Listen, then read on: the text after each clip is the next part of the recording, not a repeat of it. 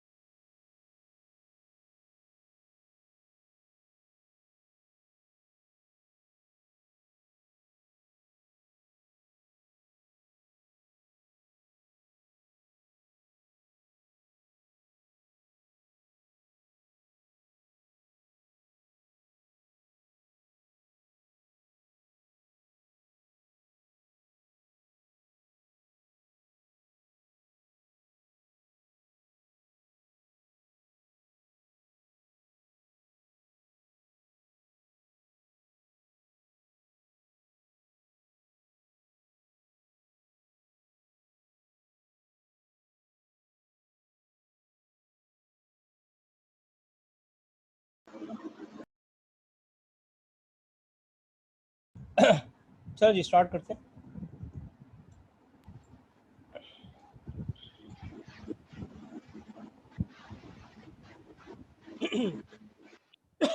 कल के लेक्चर में से कोई क्वेश्चन?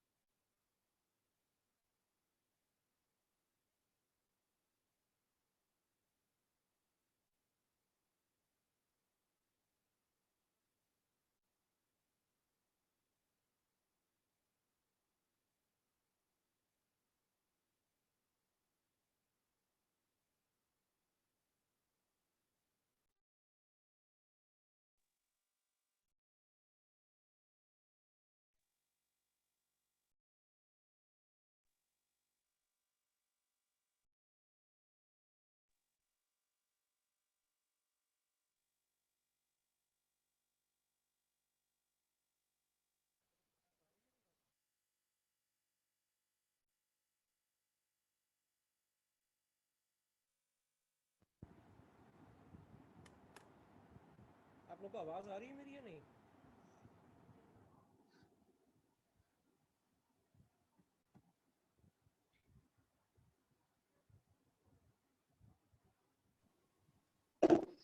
नो सर, नहीं आ रही। आवाज नहीं आ रही आप लोगों को? नो सर, कम कम आ रही है, दूर से आ रही है। सर आपकी आवाज नहीं आ रही।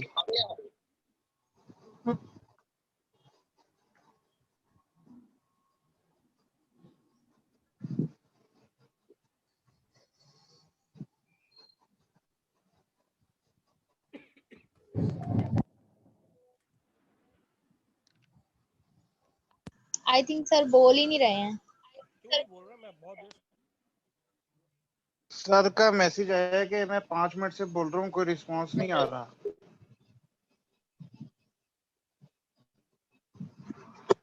सर हमें आवाज ही नहीं आ रही आपकी।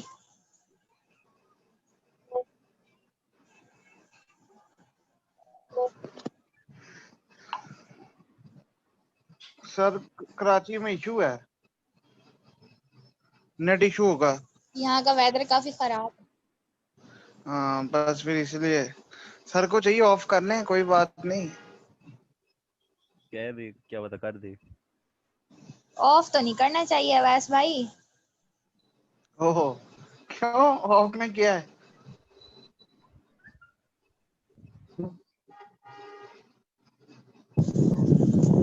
टाइम कम है, काम ज्यादा है। हाँ ये भी है। की आवाज आ रही है आपको? Yes sir. यस सर, आ रही है। सर बहुत दूर से आ रही है, ऐसे लग रहा है। अब सर क्लियर नहीं है। अभी आ रही है नहीं आ रही? सर आ रही है सर बट आपकी स्लो है, आवाज आ रही है लेकिन बहुत स्लो है। बहुत स्लो है। मैंने तो सारी बहुत कम आ रही है। जी सर।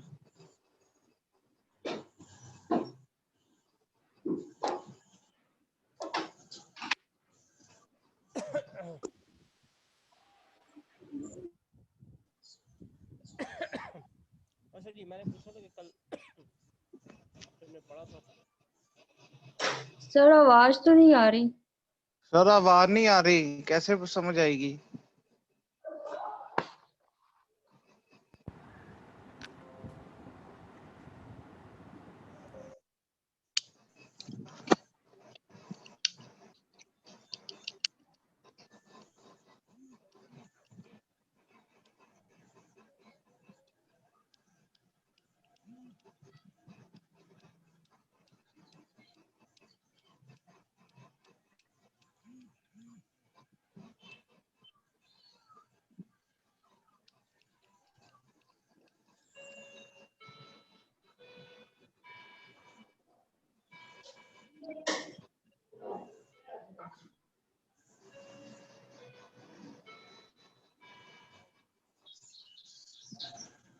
की आवाज आ रही है? Yes sir. आ रही है आवाज? यस सर, पर प्रॉब्लम स्लो की है, हल्की बहुत है। अरे यार मैंने फुल आवाज की हुई है, मैं इसमें सर बिलीव करें बहुत स्लो। ठीक है, सही कह रहे हैं आप, बट सर अब कुछ बेहतर हुई है, अब बेहतर हो गई है। चलो ठीक है, ओके। मैंने पूछा था कि कल जो आपने पढ़ा था उसमें से कोई क्वेश्चन है आपका?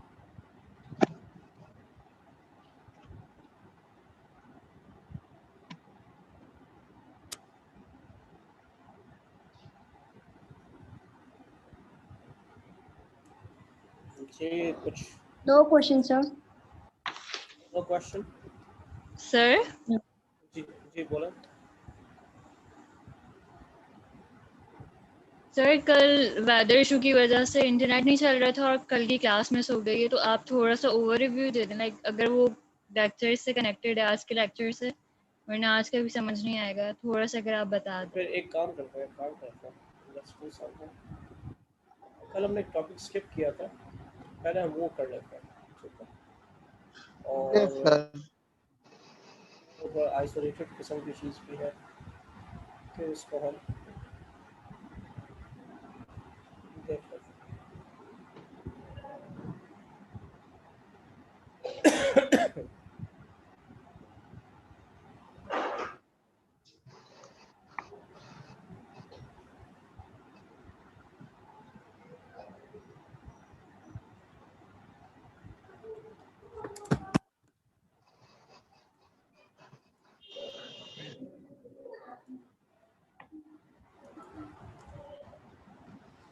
कल हमने लास्ट टॉपिक यहाँ छोड़ दिया था इंफॉर्मेशन सिक्योरिटी मैनेजमेंट में से, that was data and program security. Screen share हो गई आपके पास? Yes sir. Program and data security ये हमने येलो कर दिया था सो दैट हमें याद रहे। Program and data security techniques, अब याद करें, हमने कई दफ़ा ये जिक्र किया कि आपके प्रोग्राम को कोई मॉडिफाई कर सकता है। आपका अकाउंटिंग का प्रोग्राम है, सेल्स का प्रोग्राम है, परचेस का प्रोग्राम है, फाइनेंस का प्रोग्राम है, मार्केटिंग का प्रोग्राम है, एग्ज़ाम का प्रोग्राम है। फॉर एग्जांपल ये सेल का प्रोग्राम है, इसमें आपके पास डिस्काउंट डिफाइन किया हुआ 5%। हो सकता है कि कोई इस प्रोग्राम को एक्सेस करे और मॉडिफाई कर दे, 5 के बजाय 10% कर दे। जी ये बात समझ आती है? Yes sir. तो हम नहीं चाहते कि कोई हमारे प्रोग्राम के साथ गड़बड़ करे, और लोग गड़बड़ करने की कोशिश करते हैं। तो इसके लिए हमारे पास कुछ प्रोग्राम सिक्योरिटी टेक्निक्स हैं। अच्छा ये मैं येलो ख़त्म कर देता हूँ, शायद विजिबिलिटी का इशू आ रहा है।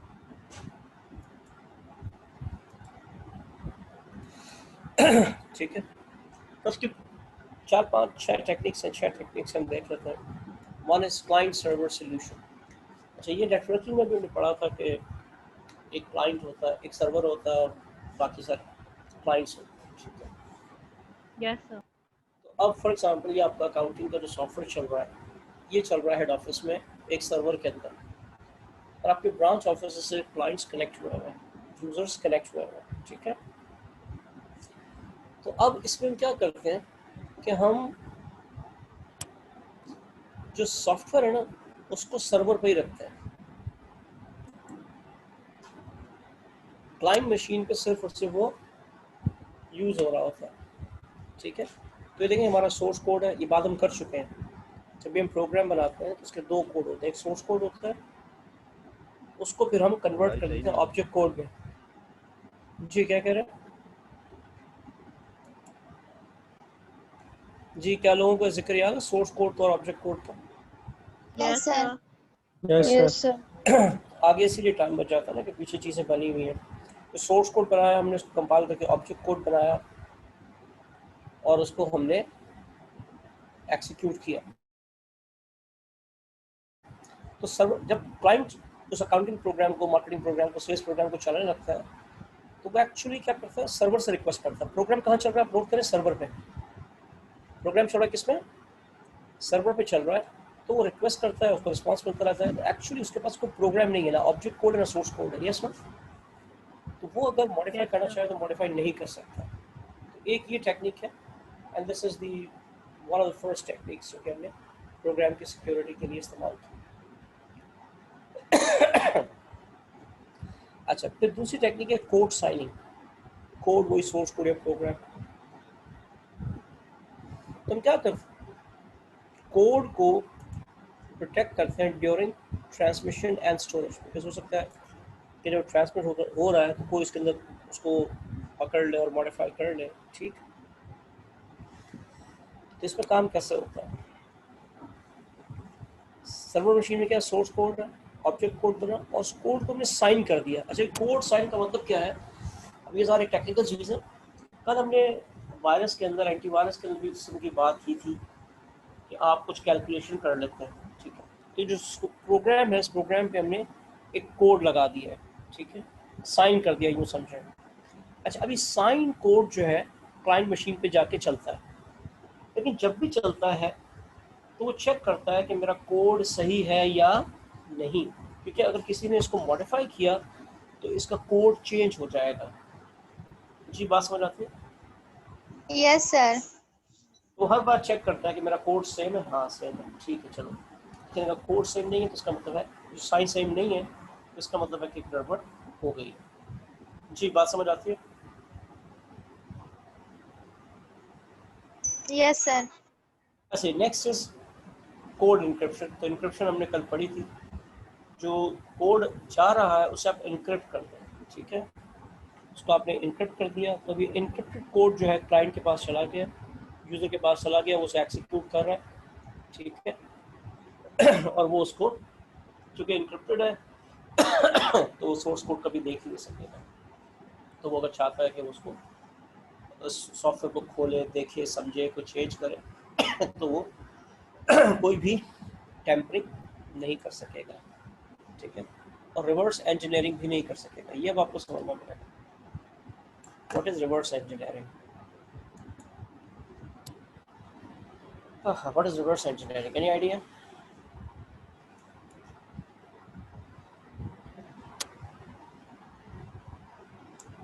नो सर, आप बता दें। चलें, फॉर एग्जांपल मैं फिजिकल एग्जांपल देता हूँ रिवर्स इंजीनियरिंग की, फिर मैं आपको सॉफ्टवेयर के एग्जांपल भी देता हूँ। आपने बड़ी ज़बरदस्त एक गाड़ी बनाई है, अच्छा मैं भी ऐसी गाड़ी बनाना चाहता हूँ फॉर एग्जांपल, तो मैंने क्या किया, आपकी गाड़ी के एक एक पुर्जे को अलग किया, ठीक है, और फिर मैंने एक एक पुर्जे का फंक्शन समझा और ऐसे पुर्जे खुद बनाता गया और जोड़ता गया, अब मैंने आप जैसी गाड़ी बना दी। जी ये बात समझ आती है? Yes sir. Yes sir. बहुत सारे मुल्कों ने क्या किया है, specially for example in the field of defence, जो डिफेंस इक्विपमेंट है उसके अंदर रिवर्स इंजीनियरिंग बहुत की। आपने किसी दूसरे मुल्क से मिसाइल लिया, उस मिसाइल को खोला, उसके पार्ट्स को समझा, उन पार्ट्स को बनाया और फिर आपने अपना मिसाइल बनाया। बात समझ आ गई? मेन आइडिया इज इंजीनियर करने का मतलब होता है बनाना, और रिवर्स इंजीनियर का मतलब होता है कि आप उसको खोलें और खोल के देखें और समझें और फिर अपनी चीज़ बना लें। तो सॉफ्टवेयर में भी ऐसा हो सकता है, अगर मैं आपके सॉफ्टवेयर का सोर्स कोड खोल लूँ तो मुझे समझ आ जाएगा कि क्या हो रहा है, कैसे हो रहा है, ठीक है, और फिर मैं उससे ऐसा सॉफ्टवेयर चाहूँ तो बना भी सकता हूँ। फॉर एग्जाम्पल अब विंडोज़ है, अब मैं चाहता हूँ कि मैं अपनी विंडोज़ बना लूँ, लेकिन मेरे पास तो विंडोज़ का ऑब्जेक्ट कोड है, सोर्स कोड तो माइक्रोसॉफ्ट के पास है, लेकिन अगर किसी तरह से मैं विंडोज़ को रिवर्स इंजीनियर कर दूँ तो फिर मुझे इसका एक्चुअल कोड समझ आ जाएगा और फिर शायद मैं जैसा सॉफ्टवेयर बना लूँ। जी बात समझ आ रही है? और वॉइस बहुत स्लो आ रही है आपकी। यार इसमें तो आज yes sir. What is the problem, मैंने कभी सर बहुत स्लो आ रही है, बहुत स्लो सर। हैंड्स फ्री भी चेंज किया है, फुल सेटिंग्स मैंने ऊपर कर दिए हैं। अब we have to concentrate, that's the only solution. ऐसा ही जी बात समझ भी समझ नहीं आ आती रही। है यार, अब क्या करेंगे बताओ? सर एक बार करें, दोबारा रिपीट।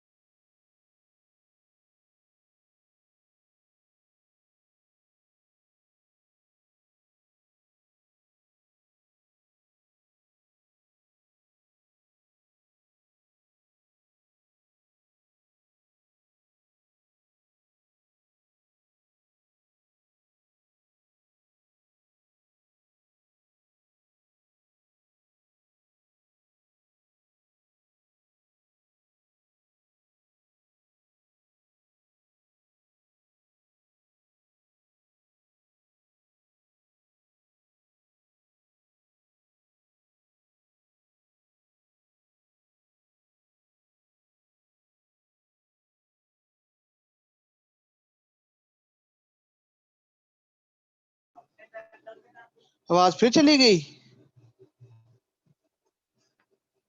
है कोई? हाँ फिर चली गई। हाँ वापस चली गई है।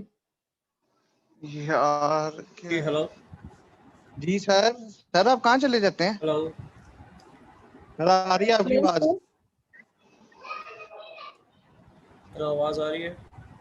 जी yes sir. Sir. Hello yes yes sir, आ सर। रही है आवाज। नहीं सर क्लियर है? आवाज़ आ रही है?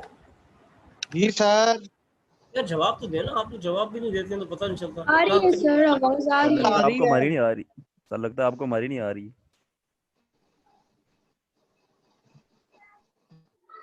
जी आपको आवाज़ आ रही है? Yes sir. हेलो सर जी नहीं आ रही, सब बोलो नहीं आ रही। यार आवाज आ रही है आप लोगों को या नहीं? सर नहीं आ रही।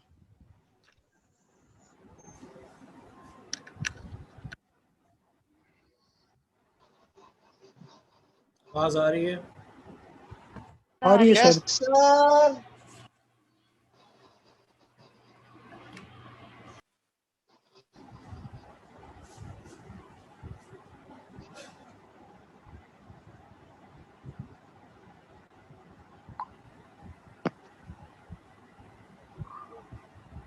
सर हमें आपकी आवाज आ रही है, आपको हमारी आ रही?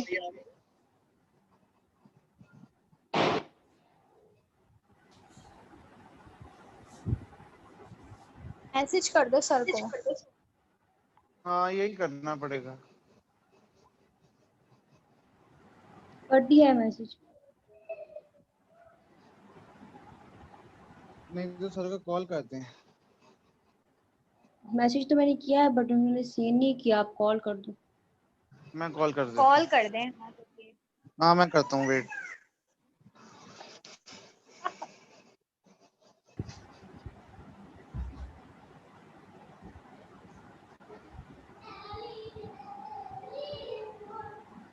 Hello hello. Yes hello. Sir.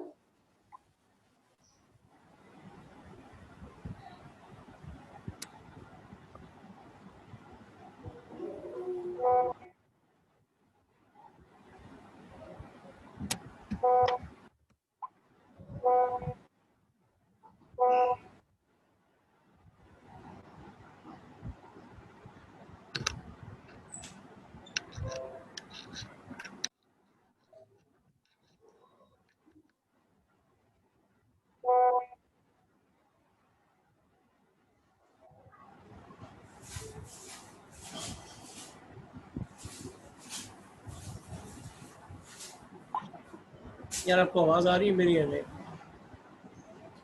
Yes sir, आपकी आ रही है आवाज सर आ आवाज। रही है।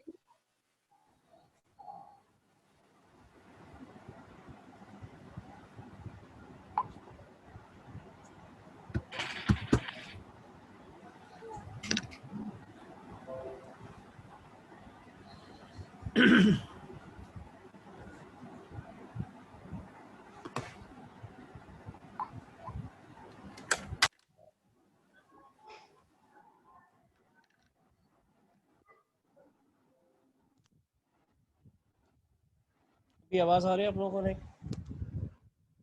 आ रही है सर। क्या मसला होता है?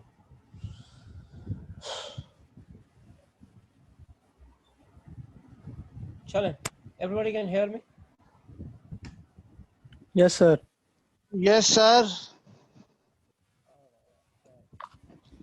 अच्छा जी तो कोर एन्क्रिप्शन की बात हमने की। कोर एन्क्रिप्शन का मतलब कोर एन्क्रिप्ट कर दें, फ़ायदा ये होगा जब कोर एन्क्रिप्ट होकर जाएगा तो सामने वाला उसको खोल नहीं सकेगा और चेंजेस नहीं कर सकेगा। ठीक है। अच्छा, फिर एक और टेक्निक है जो थोड़ा कोई मुश्किल है? है, वो है code diversity. Code diversity. Code diversity, diversity का मतलब क्या होता है?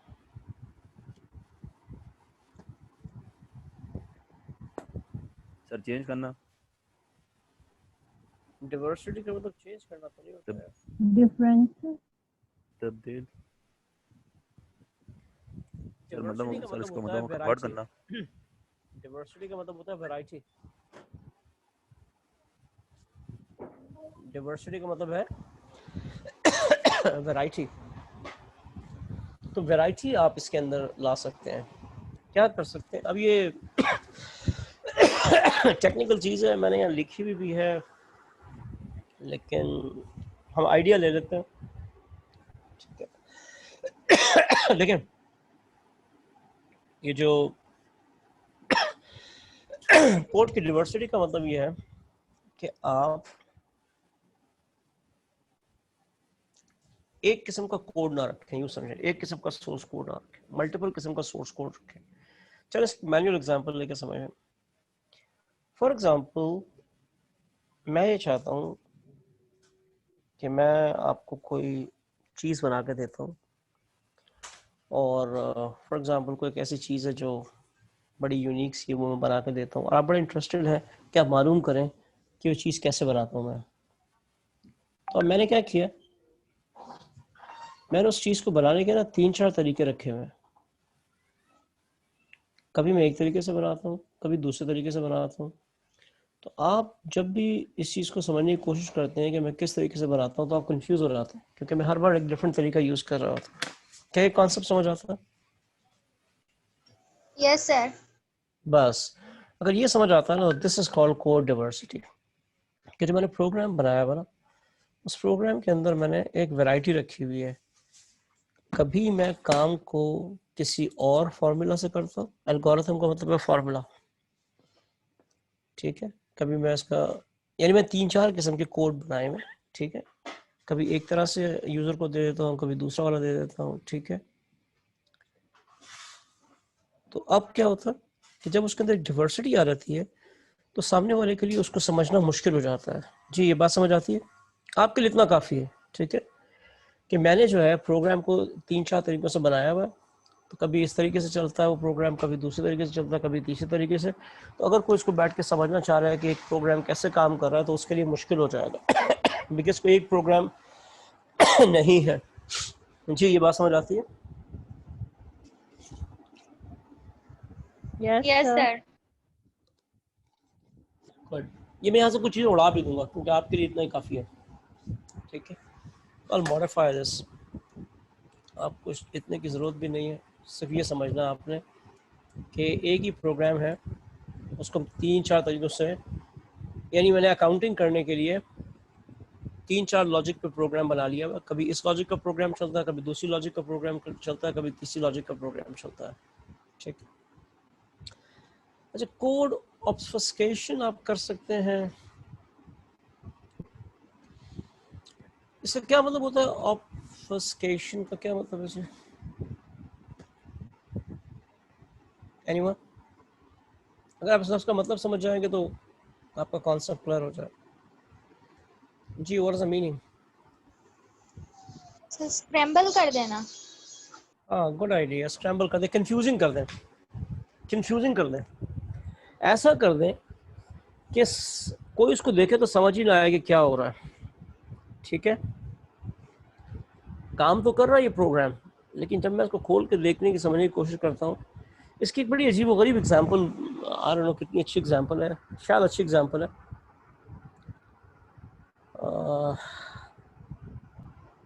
एक दफ़ा एक प्रोग्रामर का प्रोग्राम हमें देखने को मिला, उसमें कोई मसला था, उसको हमने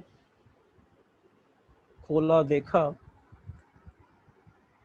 अब प्रोग्राम्स के अंदर ना वेरिएबल्स होते हैं। अब वेरिएबल्स क्या होते हैं? जो आपने मैथ्स में देखे हैं वैसे वेरिएबल होते हैं। फॉर एग्जांपल एक वेरिएबल है, आपके कितने सब्जेक्ट्स हैं आईसीएमए में?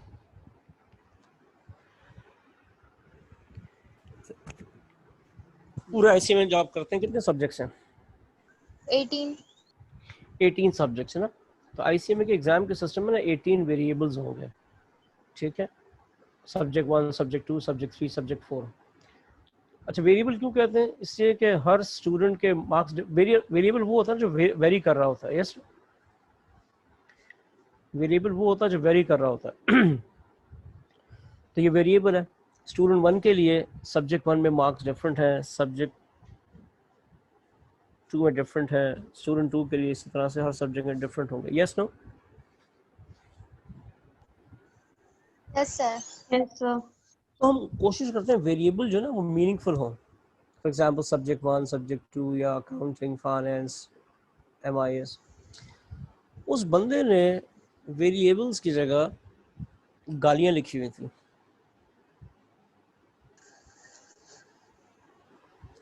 तो अब फॉर एग्जांपल, अब ज़रा हम गाली तो नहीं दे सकते, सब्जेक्ट 1 की जगह उसने गाली लिखी हुई थी, सब्जेक्ट 2 की जगह उसने गाली लिखी हुई थी।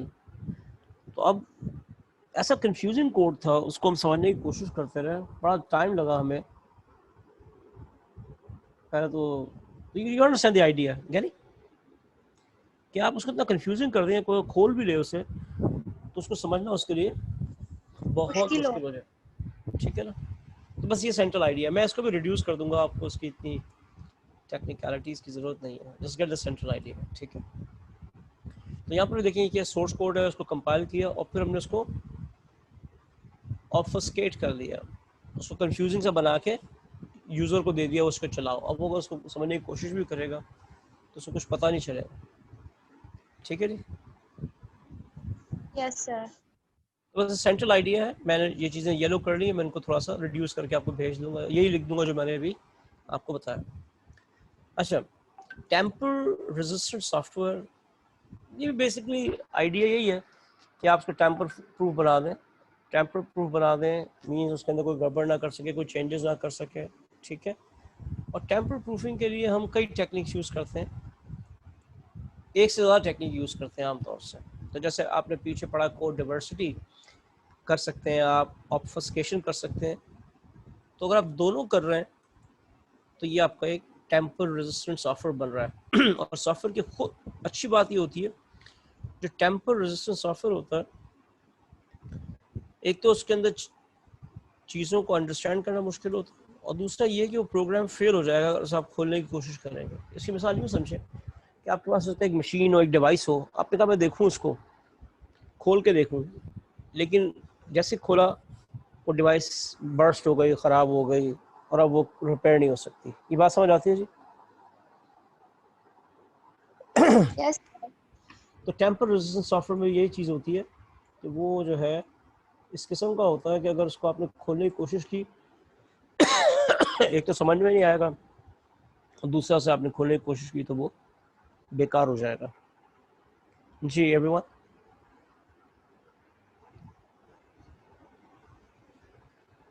Yes no, yes sir. Yes yes sir. चलें इसको भी थोड़ा सा हम मॉडिफाई कर देंगे, इजी लिख देंगे। अच्छा, प्रोग्राम सिक्योरिटी टेक्निक्स हो गई, अब डेटा सिक्योरिटी टेक्निक्स। अच्छा, इसकी बात भी हमने खासी की हुई है पहले। देखिए डेटा में रिस्क क्या है कि इंफॉर्मेशन आपकी यूज़ हो जाए विदाउट ऑथराइजेशन। ये डेटा कॉन्फिडेंशियल था, किसी के पास नहीं जाना चाहिए था, लेकिन समहाउ चला गया। दूसरा ये एक तो चला गया, दूसरा उसने स्टोर भी कर लिया अपने पास, ठीक है। एक तो यूज़ भी कर लिया अपने पास, स्टोर भी कर लिया, इसका मतलब है कि वो आप बाद में भी यूज़ कर सकते हैं, ठीक है। एक और आपके पास जो रिस्क है वो ये कि बाज़ औक़ात हमारे पास ओल्ड डेटा होता है, वो यूज़ में आ जाए। जैसे हमने कई दफ़ा बात की है कि हमारे पास डेटा फाइल वर्जन 1 है और डेटा फाइल वर्जन 2 है। तो आजकल तो वर्जन 2 चल रहा है, लेकिन बंदे ने गलती से वर्जन 1 की फाइल यूज़ कर ली और ज़ाहिर उसके अंदर पुराना डेटा था। एक और रिस्क है कि बंदा अनट्रेंड हो। तो अब हमारे पास क्या टेक्निक्स हैं, रिस्क रिडक्शन की टेक्निक्स क्या हैं? पहली बात तो ये है कि आपके पास रेगुलर रिस्क असेसमेंट होना चाहिए ऑफ डेटा हैंडलिंग। आप असेस करें कि आपके पास क्या डेटा है, कहाँ रखा हुआ है, कौन से यूज़र ऑथराइज्ड हैं, कौन से यूज़र अनऑथराइज्ड हैं, ये आप चेक करते रहें, ठीक है। दूसरा प्राइवेसी पॉलिसी एंड डिस्क्लोजर। अच्छा, इसका भी जिक्र हमने कहीं किया था, अभी आपको याद भी आ जाएगा और थोड़ा रिविजन भी हो जाएगा। देखिए व्हाट इज प्राइवेसी, ये प्राइवेसी क्या होती है?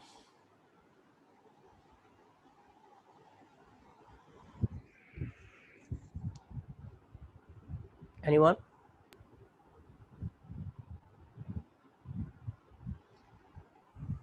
सर हर किसी Personal- के एक्सेस। जी बोलें बोलें बोलें।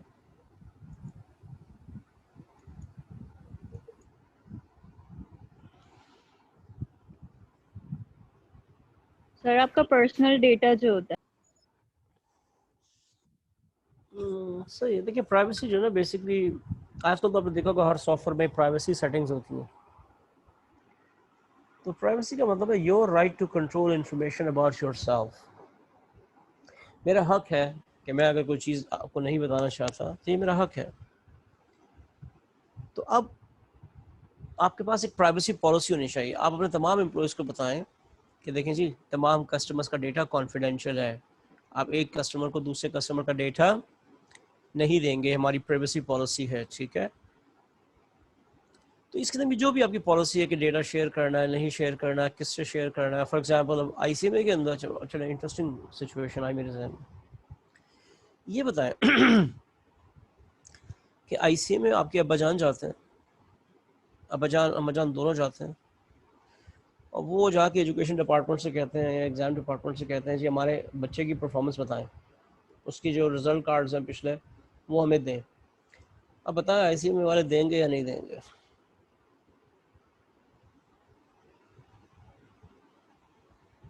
दे देंगे सर। जी कितने लोग कहते हैं कि दे देंगे? सर शायद नहीं देंगे। कोई भी नहीं देगा सर। आपके अब्बाजान है तो आपको अब्बाजान का हक नहीं है कि वो इन्फॉर्मेशन ले? तो पेरेंट्स सर, पेरेंट्स से उनको दे देंगे। हाँ पे हमारे यहाँ दे देंगे, बाहर नहीं देंगे। सर वो नहीं देंगे, उन्हें कंफर्म जब तक ना हो कि वो उनके पेरेंट्स हैं या नहीं है, मे भी कोई भी आके कह दे। हाँ नहीं वो वाला कंफर्मेशन हो गई, वो लोग कंफर्मेशन दे दिए कि भाई मैं इनका वालिद हूँ, ठीक है, हम उनके पेरेंट्स, वो दे दिए उन्होंने। लेकिन मैं बताऊँ बाहर जो ना वो नहीं देंगे, क्योंकि यहाँ देखिए हमारे यहाँ जो बच्चा है ना वो अपने बाप के पैसे पे पढ़ रहा होता है, मास्टर्स भी उन्हीं के पैसों पे करता है और PhD भी उन्हीं के पैसों पे करता है, तो उनका हक है। लेकिन बाहर जो है एक बच्चा अगर हाई स्कूल में चला गया तो फिर उसके पास अपने रिकॉर्ड का एक्सेस है, वही कर सकता है। पेरेंट्स के रिकॉर्ड हासिल करना मुश्किल, और यूनिवर्सिटी के अंदर तो और मुश्किल है। कह रहे उनकी प्राइवेसी पॉलिसीज है। बात समझ आती है? Yes sir. अच्छा कोशिश करें कि आप पेपरलेस हो जाए, क्योंकि पेपर आसानी से चोरी हो जाते हैं, ठीक है, उस पर डेटा का रिस्क कम हो जाएगा। अगला ये बात हमने की हुई है कि जब भी कोई चीज़ ट्रांसमिट हो रही है तो वो सिक्योर हो, इनक्रिप्टेड हो, हर चीज़ पे पासवर्ड्स लगे हुए हों, यानी तो सारी आसान बातें पीछे हो चुकी हैं। और पासवर्ड की प्रैक्टिसेस को फॉलो करें। आपको याद है मैंने बताया था कि पासवर्ड जो है वो शेयर ना करें, बड़ा हो पासवर्ड, यस नो, ऐसी बातें की थी हमने। Yes sir. तो वही चीज़ें यहाँ पर आ रही हैं। इसका डेटा को सेंट्रलाइज करना है, बिकॉज अगर डेटा एक जगह पे होगा ना तो वहाँ से चोरी करना ज़रा मुश्किल हो जाएगा, कई जगहों पे होगा तो फिर मुश्किल हो जाएगा। जी समझ आती बात? Yes sir. लोगों की ट्रेनिंग करें, सीक्रेसी चेक करते रहें कि जी कोई गड़बड़ तो नहीं कर रहा, ठीक है। अच्छा ये भी एक चीज़ है, क्रॉस बॉर्डर डेटा ट्रांसफ़र। अब तो खैर इतना इशू नहीं है, क्रॉस बॉर्डर डेटा ट्रांसफ़र हर वक्त हो रहा है। फेसबुक से डेटा आपके पास आ रहा है, आपका डेटा वहाँ जा रहा है, व्हाट्सएप के थ्रू आप अपने दोस्तों से दूसरे मुल्क में बात कर रहे हैं, ठीक। लेकिन अगर आपको लगता है कि कुछ ऐसा डेटा है जो मुल्क से बाहर नहीं जाना चाहिए, फिर ज़ाहिर है उस पर आप चेक्स लगाएंगे, ठीक है। Next is sanitization, media sanitization. तो पहले बताओ मीडिया का क्या मतलब होता है? व्हाट इज द मतलब ऑफ मीडिया? जो हमारा data audio video in form में होते हैं। जी और फिर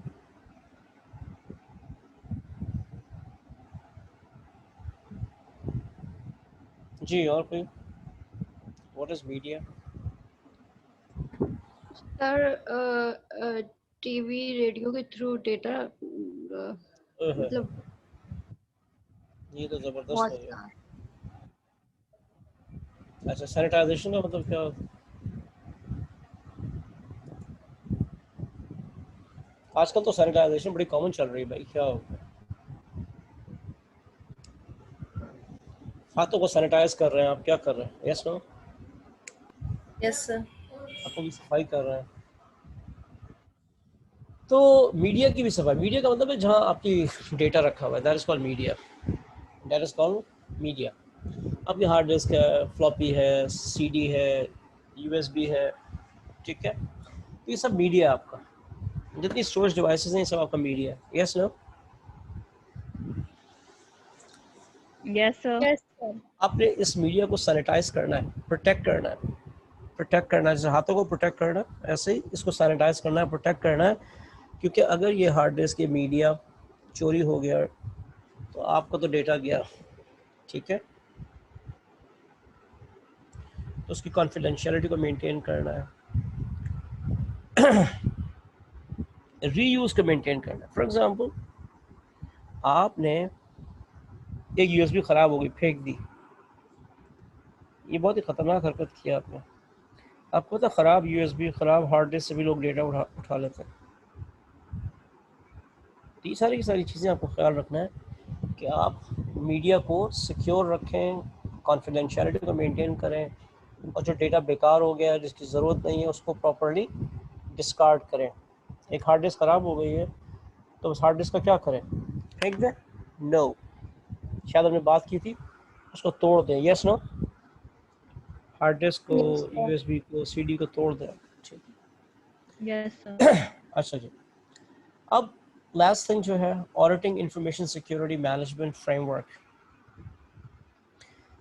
अब आप ज़रा कि एज एन ऑडिटर क्या करते हैं, चीज़ों को चेक करते हैं। तो जितना काम ऊपर आपने किया है उसको चेक करेंगे, ठीक है जी।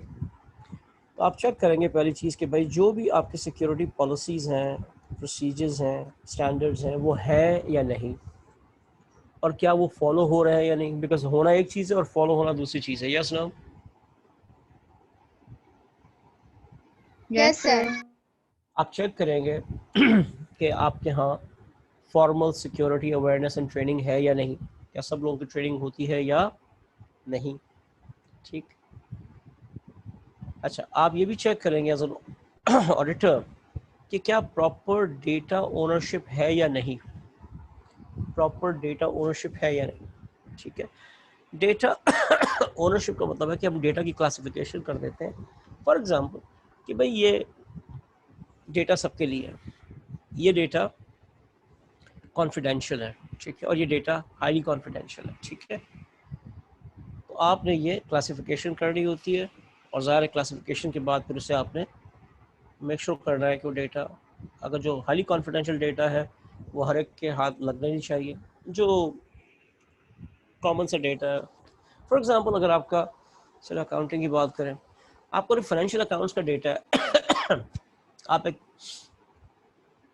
पब्लिक लिस्टेड कंपनी है, तो क्या ख्याल है ये जो आपका अकाउंटिंग का डेटा है ये कुछ कॉन्फिडेंशियल डेटा है? Yes sir. कॉन्फिडेंशियल है?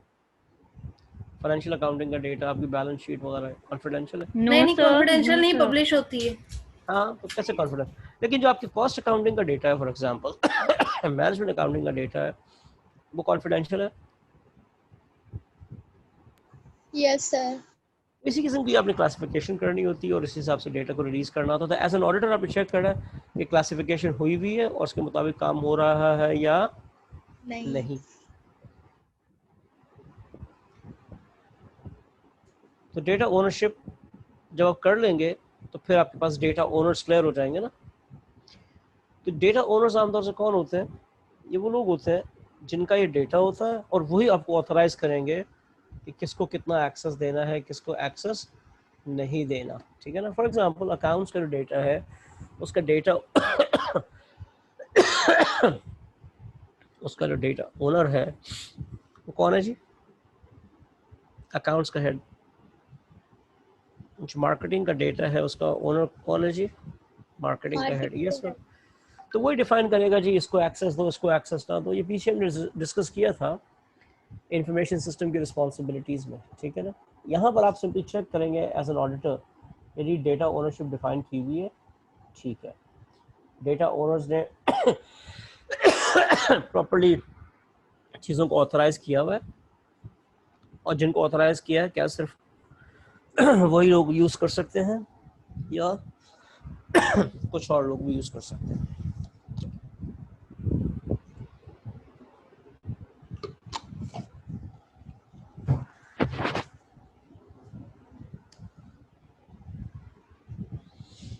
जी, बात क्लियर?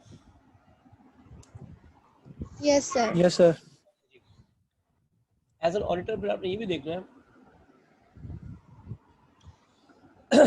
कि डेटा के कस्टोडियंस डिफाइन किए गए हैं या नहीं किए गए, ठीक है। और डेटा कस्टोडियंस का काम है कि वो डेटा की सेफ गार्डिंग को इंश्योर करते हैं। और आमतौर से डेटा कस्टोडियन जो है वो आपके systems analyst and computer operator, ये लोग हैं। तो आपने चेक करना है कि क्या इनको कस्टोडियनशिप दी गई है, दे आर वर्किंग प्रॉपरली और नॉट। फिर सिक्योरिटी एडमिनिस्ट्रेटर आप पढ़ चुके हैं इसके मुतालिक। अब आपने चेक करना है कि क्या किसी बंदे को सिस्टम की लॉजिकल और फिजिकल सिक्योरिटी दी गई है, ठीक है। जिसको दी गई है उसको अपने पूरे काम का पता है या नहीं, ठीक है। अच्छा, फिर आपने ये भी इंश्योर करना है कि जो नए आईटी यूजर्स आ रहे हैं उनके साथ क्या हो रहा है। तो सबसे पहले तो आपने उनसे एक डॉक्यूमेंट साइन करवाना है कि जी उनके पास जितनी भी आईटी की चीज़ें हैं वो सिक्योर रहेंगी, ठीक है। तो एज एन ऑडिटर आपने चेक करना है कि जो भी आईटी यूज़र आता है नया उससे डॉक्यूमेंट साइन कराया जाता है या नहीं, ठीक है। उनको उनकी जिम्मेदारियाँ बताई जाती हैं या नहीं। हर यूज़र की जिम्मेदारियाँ ये हैं, जब वो आएगा तो उसमें बताएंगे कि भाई आपका काम ये है कि आपने सारी पॉलिसीज़ को पढ़ना है, सिक्योरिटी पॉलिसीज़ को। तो एज एन ऑडिटर आप चेक करेंगे उसने पॉलिसी पढ़ी या नहीं पढ़ी, उससे मिलकर इंटरव्यू करना है। आपने उसको बताना है कि जी लॉगर आईडी एंड पासवर्ड को सीक्रेट रखना है, पासवर्ड्स अच्छे क्रिएट करने हैं, अपने टर्मिनल को अगर यूज़ में नहीं है कंप्यूटर तो उसको लॉग आउट कर देना है, ठीक है। अगर आपको कोई गड़बड़ नज़र आती है तो नए आईटी यूज़र इस गड़बड़ को आप फौरी तौर पर रिपोर्ट करें। फिज़िकल सिक्योरिटी को इंश्योर करें, डेटा सेंटर के दरवाजे को बंद रखें, कीज़ किसी को ना दें, ठीक है। किसी को कोई सीक्रेट की ना बताएं। इसके अलावा जितने रूल्स एंड रेगुलेशंस हैं, लॉज हैं, उनको फॉलो करें। और जितने आईटी के रिसोर्सेज हैं उन्हें अपने बिज़नेस के लिए इस्तेमाल करें, ज़ाती इस्तेमाल के लिए नहीं। तो ये सारी चीज़ें हर नए आईटी यूज़र को हम बताते हैं। आपने क्या करना है as an IAS auditor, check करना है कि सब हो रहा है या नहीं। एवरीवन? Yes sir. गुड।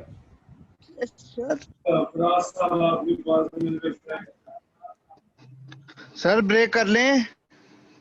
तो कुछ यार इतनी मुश्किल से तो क्लास शुरू हुई है, ये टॉपिक तो पूरा हो जाए। Okay sir. ब्रेक वैसे भी 3:30 भी होती है, अभी तो 4 मिनट बाकी हैं। पहले क्यों बोला आपने? Okay sir. इसका 3:30 का तो इंतजार करो। अच्छा ठीक है सर। ठीक है। डेटा यूजर्स, डेटा यूजर आपके इंटरनल भी हो सकते हैं, एक्सटर्नल भी हो सकते हैं। कैसे हो सकते हैं इंटरनल और एक्सटर्नल?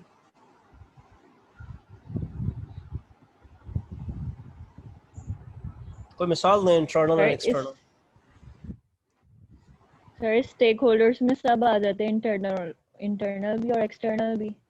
बिल्कुल बिल्कुल। अब देखिए फॉर एग्जांपल अगर हम बैंक की बात करें तो बैंक का बहुत सारा डेटा है जिसको इंटरनल यूज़र भी यूज़ कर रहे हैं और एक्सटर्नल यूज़र भी। बैंक की पॉलिसीज़ है, स्केड्यूल ऑफ चार्जेस है, ठीक है, बहुत सारी चीज़ें। कुछ डेटा पे दोनों का एक्सेस होगा, कुछ पे सिर्फ एक्सटर्नल का होगा, कुछ पे सिर्फ इंटरनल का होगा, ठीक। कितना एक्सेस होगा ये आपने डिफाइन करना है, ठीक है। और ये कौन डिफाइन करेगा एक्सेस? ज़ाहिर है अभी पीछे हमने पढ़ा था ना, डेटा ओनर्स। डेटा ओनर्स बताएंगे, अकाउंट्स वाले बताएंगे कि इस अकाउंटिंग डेटा को कौन कौन यूज़ कर सकता है, कितना यूज़ कर सकता है, ठीक है। तो अब जो डेटा यूज़र्स हैं उनको भी अक्लमंदी का मुजाहरा करना है, सारी पॉलिसीज़ को फॉलो करना है, सारी पॉलिसीज़ को यूज़ करना है, डेटा को सिक्योर रखना है, ठीक है। आपका काम है एज एन ऑडिटर कि चेक करें कि डेटा यूज़र कौन कौन है और क्या वो पॉलिसीज़ को फॉलो कर रहे हैं या नहीं। एवरीवन? Yes sir. अच्छा, इसके अलावा हम पढ़ चुके हैं हर चीज़ की ऑथराइजेशन होनी चाहिए, वो डॉक्यूमेंटेड होनी चाहिए, किसको कितना एक्सेस देना है, इसकी जो ऑथराइजेशन डॉक्यूमेंटेशन है एज एन ऑडिटर उसे आप चेक करें। अच्छा, इसके अलावा हम पढ़ चुके हैं कि किसी को अगर टर्मिनेट किया है तो टर्मिनेशन का प्रोसीजर होना चाहिए, उससे सारी चीज़ें वापस लेनी चाहिए। Yes no? Yes sir. As an IAS auditor आप चेक करेंगे ये सब हुआ या नहीं हुआ। अच्छा, आप ये हर आईटी डिपार्टमेंट में एक बेस लाइन होगी। बेस लाइन का मतलब एक सेटिंग होगी, और सारा का सारा काम जो है उस सेटिंग के मुताबिक होगा। ठीक है, जो भी आपने डिफाइन किया हुआ है, अपनी पॉलिसीज़, ठीक है, अपना प्लान, तो आपने चेक करना है कि आईटी का जो प्लान है, जो बेस लाइन है, एज एन आईएएस ऑडिटर आप चेक करेंगे कि वो फॉलो हो रही है या नहीं। हर यूज़र के लिए एक्सेस के स्टैंडर्ड डिफाइन होने चाहिए। एज एन ऑडिटर आप चेक करेंगे कि वो डिफाइन हुए हुए हैं या नहीं। Yes, no, everyone? Yes sir. चलें, अब हमने नया चैप्टर शुरू करना है। तो यस सर। 3:30 ही हो रहे हैं, बट टेक अ छोटा सा ब्रेक। सर 3:35। छोटी सी। हाँ, उसकी वजह शुरू में भी थोड़ा गड़बड़ रही है ना, काम करना है। Okay sir. 5-7 मिनट का ब्रेक लें, वापस आए, ठीक है? सर चलें ब्रेक ठीक में है जाने सर। से पहले सवाल बता देंगे।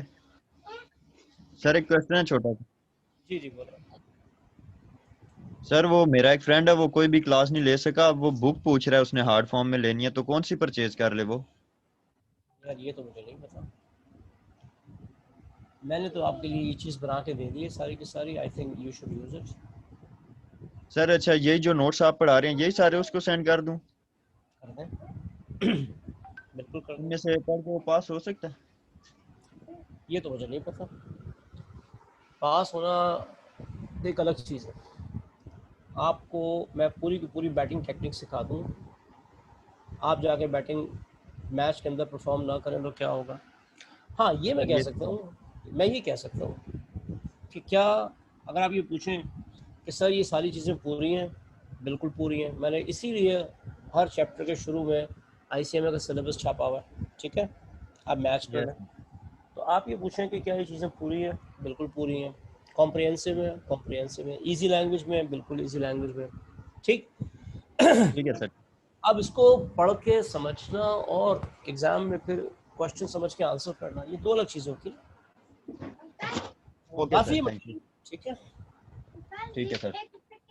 चलें, राइट। Thank you sir.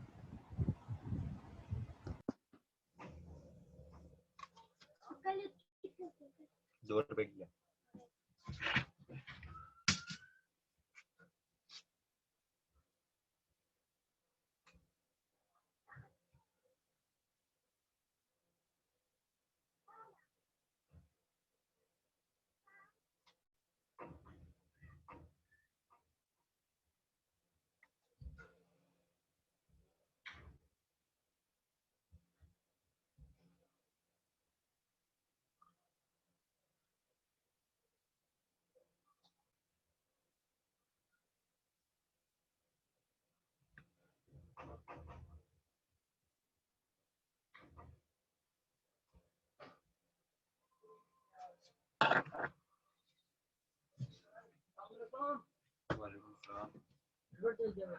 कितने?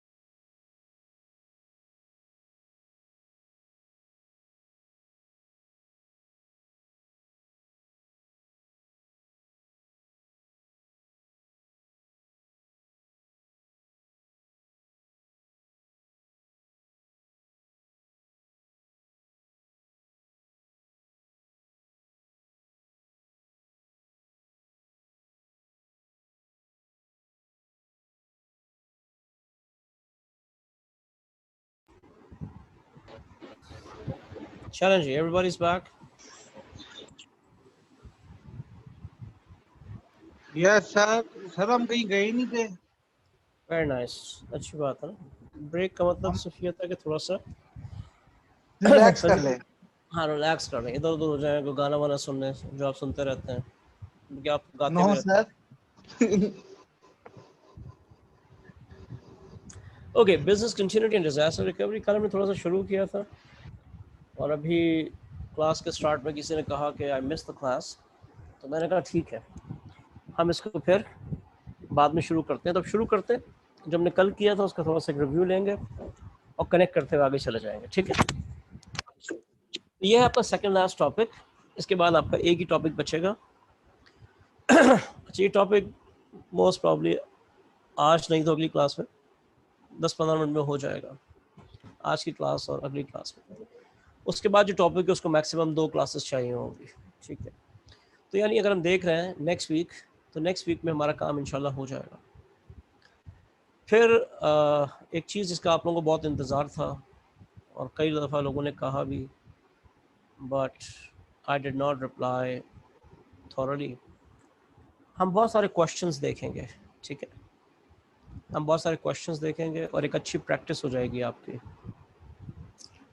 हम ICMA का मॉक भी देख लेंगे, आई चैलेंज इंशाल्लाह कि अगर आपने ये सब चीज़ें जिनसे आपने पढ़ी हैं, अगर आपने इसको थॉरली कर ली हैं, तो आई गारंटी कि ICMA का mock everybody can do 90% accurately. जी, ये बात समझ आती है? Yes, sir. एक बार फिर आपने पढ़ने के बाद जब ICMA का मॉक कर लिया, तो आपको 2-3 चीज़ें क्लियर होंगी। एक तो ये कि आपके पास कोर्स की कवरेज माशाल्लाह कॉम्प्रिहेंसिव हो गई है, and you will gain the confidence कि आप इसको कर सकते हैं, because mock I believe is quite close to the actual, ठीक है। तो हमारा second last topic, let's talk about it. ये लंबा टॉपिक था, लेकिन इसका डिजास्टर रिकवरी पार्ट हम पिछली क्लास में कल कर चुके हैं।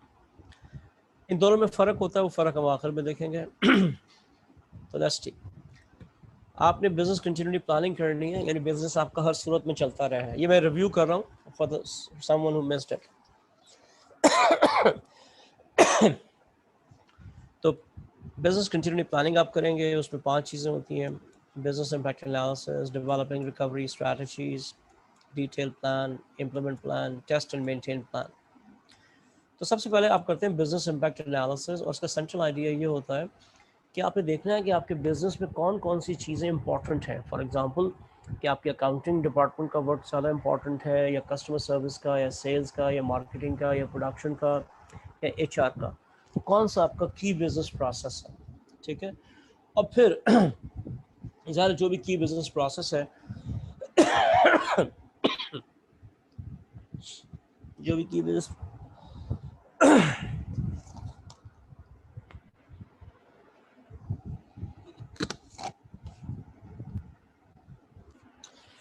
जो भी की बिजनेस प्रोसेस है, उसके लिए फिर IT भी इम्पॉर्टेंट है, ठीक है ना। अगर उसकी IT उस बिजनेस प्रोसेस में इन्वॉल्व IT ख़राब हो गई, डिज़ास्टर में चली गई, तो आपका ये फंक्शन गया। फॉर एग्जांपल जो अकाउंट्स डिपार्टमेंट अगर आप समझते हैं कि इम्पॉर्टेंट है, और वहाँ का IT सेटअप भी इम्पॉर्टेंट हुआ, अगर ये IT सेटअप बर्बाद हो गया तो आपका अकाउंट्स डिपार्टमेंट का काम ज़ाया हो जाएगा। तो क्या आपका बिजनेस की चीज़ें इंपॉर्टेंट हैं, कौन सी IT का सेटअप इंपॉर्टेंट है, उसके लिए आप लोगों से क्वेश्चनर के थ्रू या इंटरव्यू के थ्रू मालूम कर लें, ठीक है। आपके पास 4 किस्म के सिस्टम्स हो सकते हैं। क्रिटिकल सिस्टम्स जिनका कोई रिप्लेसमेंट नहीं है, ठीक है, अगर वो बर्बाद हो गए तो आपको ऐसा ही सिस्टम लाना पड़ेगा। वाइटल सिस्टम्स वो होते हैं जिन्हें आप मैन्युअली चला सकते हैं थोड़े अरसे के लिए, लेकिन आपकी कॉस्ट ज़्यादा होगी। सेंसिटिव सिस्टम्स वो होते हैं कि जिन्हें आप थोड़ा लंबे अरसे के लिए चला सकते हैं मैन्युअली, और टॉलरेबल कॉस्ट होगी। और नॉन क्रिटिकल सिस्टम्स वो हैं जिनके फेलियर से आपको ऐसा कोई फ़र्क नहीं पड़ता। अच्छा, अब डेवलपिंग बिजनेस रिकवरी स्ट्रैटेजीज, इसका जो एक पार्ट है वो आप ये कर चुके हैं, ठीक है ना। तो ये हमारा बहुत सारा टाइम बच जाएगा। लेकिन क्या है, जब भी आप अपने बिजनेस रिकवरी स्ट्रैटेजीज देख रहे हो तो ये चीज़ ज़हन में रखें कि वो सिस्टम क्रिटिकल तो नहीं है, क्योंकि हम देख चुके हैं क्रिटिकल सिस्टम है तो आपको फिर एक अच्छा सेटअप लगाना चाहिए ताकि जैसे ही गड़बड़ हो, जैसे मैं बात कर रहा था कि आपके पास एक मिरर साइट हो सकती है, डुप्लीकेट साइट हो सकती है, कि जैसे अगर आपके पास मेन जगह पे गड़बड़ हो तो बैकअप जगह पे काम शुरू हो जाए। ठीक है, तो आपने देखना है कि कितना क्रिटिकल आपका बिजनेस प्रोसेस है, फिर आपने ये भी देखना है, कॉस्ट को भी देखना है, फिर आपने ये भी देखना है कि टाइम। अगर आप नोट करें कल के लेक्चर में ये बातें हो रही थी कि फॉर एग्जांपल डुप्लीकेट साइट है तो वो महंगी पड़ेगी लेकिन रिकवरी जल्दी होगी। Yes no? Yes sir. और अगर वार्म साइट है तो सस्ती होगी, कोल्ड साइट है तो और सस्ती होगी, लेकिन रिकवरी टाइम बढ़ जाएगा। ठीक है, और अब तो आप अच्छी तरह से समझ चुके हैं कि जो भी आप काम करें तो मेक श्योर सिक्योरिटी आपके पास रहनी चाहिए, फिजिकल एंड लॉजिकल। फिजिकल और लॉजिकल सिक्योरिटी हमने अच्छी खासी डिस्कस कर ली। ठीक है ना? अच्छा, क्या क्या ऑप्शंस होते हैं आपके पास, ये हमने कल पढ़ लिए थे कि आपके पास एक डुप्लीकेट साइट हो सकती है, आपका हॉट साइट हो सकती है, वार्म साइट हो सकती है, कोल्ड साइट हो सकती है। ठीक है, डिजास्टर रिकवरी कंपनी से बात कर सकते हैं। Yes no? Yes sir. ये बातें हो चुकी हैं। अच्छा, अब लेट्स से आपने सूट चूज कर लिया है, सेलेक्ट कर लिया हॉट साइट या कोल्ड साइट या जो भी साइट। अब आप बनाते हैं एक डिटेल प्लान। अब आप बनाते हैं एक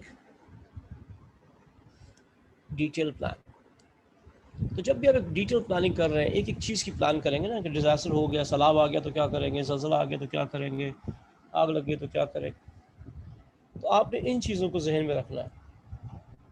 अपने इदारे को जहन में रखें। आपका इदारा किस किस्म का है? प्राइवेट सेक्टर का इदारा है, पब्लिक सेक्टर का इदारा है, डिफेंस सेक्टर की ऑर्गेनाइजेशन है, बैंक है, एयरलाइन है, क्योंकि हर जगह की नेचर डिफरेंट है, हर जगह के कस्टमर्स, हर जगह के स्टेक होल्डर्स डिफरेंट हैं, तो आपको उसी हिसाब से अपने प्लान बनाना होगा। Yes no? Yes sir. और पूरे इदारे को देखें, पूरे इदारे को देखें। बात वक्त क्या होता है, डिजास्टर रिकवरी प्लान बनाते हुए मैंने सिर्फ सेल्स और प्रोडक्शन डिपार्टमेंट को कंसिडर किया, बाकी डिपार्टमेंट्स को कंसिडर नहीं किया तो गलत हो जाएगा। गेटिंग? Yes sir. अच्छा, फिर एक आपके पास होनी चाहिए प्री डिजास्टर रेडीनेस, यानी आप तैयार रहें, हर घड़ी तैयार कामरान हैं हम, यू नो, तैयार होने चाहिए कि डिजास्टर के लिए। ज़ाहिर प्लान जब बनेगा तो उसके अंदर आपके पास ये तैयारी पूरी होगी कि अगर ये हो गया तो हम ये करेंगे, ये हो गया तो ये करेंगे। और फिर इवैक्यूएशन इन केस ऑफ सैलाब, जलजला, आग, बॉम्ब ब्लास्ट, आपको अपने लोगों को डेटा सेंटर से निकालना भी है बाहिफाजत। ठीक है, सबसे पहले तो आप लोगों को निकालेंगे ना, उसके बाद सिस्टम पे आएंगे, सिस्टम को निकालेंगे, डेटा देखेंगे क्या करें। सबसे पहले आपको बंदे निकालने हैं। Yes no? Yes sir. Yes sir. ये भी आपको डिसाइड करना चाहिए कि डिजास्टर को कैसे डिक्लेयर करेंगे। क्या इसके लिए कोई नोटिफिकेशन होगा, एक ऑफिशियल नोटिफिकेशन होगा, टॉप मैनेजमेंट की तरफ से सबको जाएगा, ये कि व्हाट्सएप ग्रुप पे हम सबको बता देंगे। ठीक है, ताकि सब लोग तैयार हो जाएं। फिर ये बात हम पहले कर चुके हैं कि आप ये देखें कि आपके की बिजनेस प्रोसेसेस कौन से हैं, ठीक है, जिनको फौरी तौर पे आपने रिकवर करना है। इसके अलावा आपके पास जो भी क्रिटिकल बिजनेस प्रोसेसेस हैं, उनको रन करने वाले जो लोग हैं उनकी लिस्ट होनी चाहिए, ताकि जैसे डिज़ास्टर हो सकता है कि वो ऑफिस में ना हो तो उन्हें हम कॉल करें, तो लिस्ट होनी चाहिए, उनके टेलीफोन नंबर्स होने चाहिए। ठीक है जी।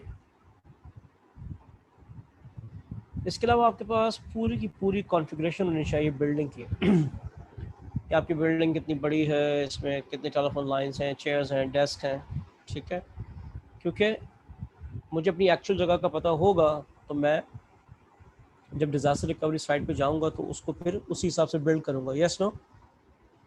फॉर एग्जांपल अगर कोल्ड साइट है, मैं वहाँ लेके नहीं सोचूंगा अच्छा ये ले आते हैं, वो ले आते हैं। मुझे पहले से पता है कि जी वहाँ पर मुझे क्या क्या चाहिए होगा, कितने टेलीफोन सेट चाहिए होंगे, कितने प्रिंटर चाहिए होंगे, कितने डेस्क चेयर चाहिए होंगे, पहले से इसको सोच के रखें। और अगर आपके पास हॉट साइट है तो कम चीज़ें चाहिए होंगी, और अगर आपके पास डुप्लीकेट साइट है तो वहाँ आपको ऐसा कुछ भी नहीं चाहिए होगा, बिकॉज सब कुछ वहाँ पर पहले से ही मौजूद होगा। यस, अच्छा, फिर आप ये भी देख लें कौन कौन से आपको बंदे चीज़ें चाहिए जब डिज़ास्टर हो जाएगा, तो रिकवर करने के लिए क्या क्या चीज़ें चाहिए। डिज़ास्टर रिकवरी का स्टेप बाय स्टेप प्लान होना चाहिए कि जी पहले हम क्या करेंगे। पहले जी हम सॉफ्टवेयर इंस्टॉल करेंगे, फिर जो है हम बैकअप साइट पे जाके सॉफ्टवेयर इंस्टॉल करेंगे, फिर डेटा इंस्टॉल करेंगे, ठीक है, डेटा रिकवर करेंगे। तो जो भी स्टेप्स हैं वो सारे लिखे हुए होने चाहिए। नोट करें, हम सब कह रहे हैं पहले से लिखे हुए होने चाहिए, बिकॉज हम वहाँ बैठ के सोचेंगे नहीं। यस नो, बिकॉज डिजास्टर में सोचना एक और डिजास्टर है, और अक्लमंद आदमी कभी सोचता नहीं है। Yes no, yes sir. सही बात है, ये बात सही है कि अक्लमंद आदमी सोचता नहीं है। नो सर सर, गलत। गलत है जी। कितने लोग कहते हैं यस और नो?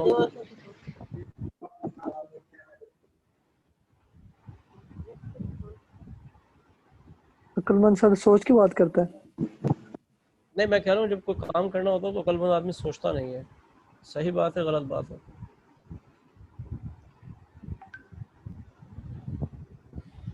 गलत है सर।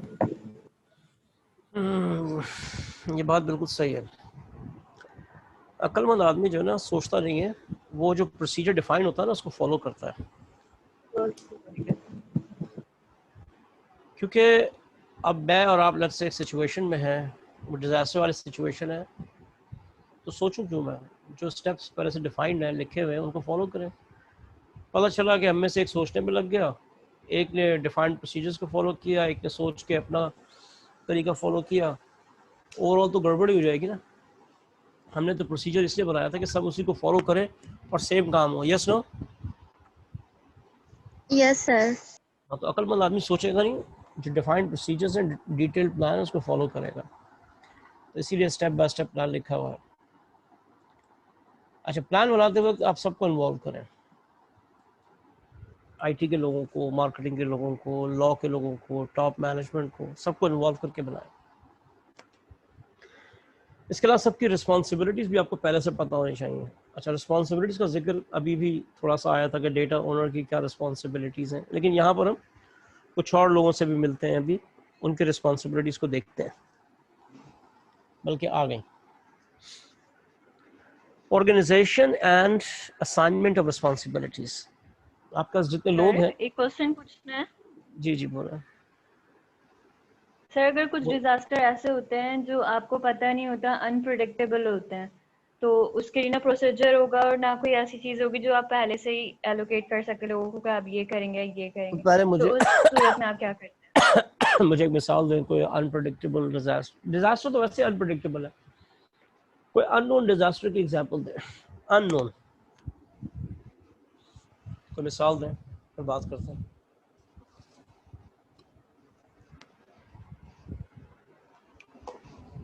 सर अननोन डिजास्टर में तो कोरोना भी आ सकता है ना सर?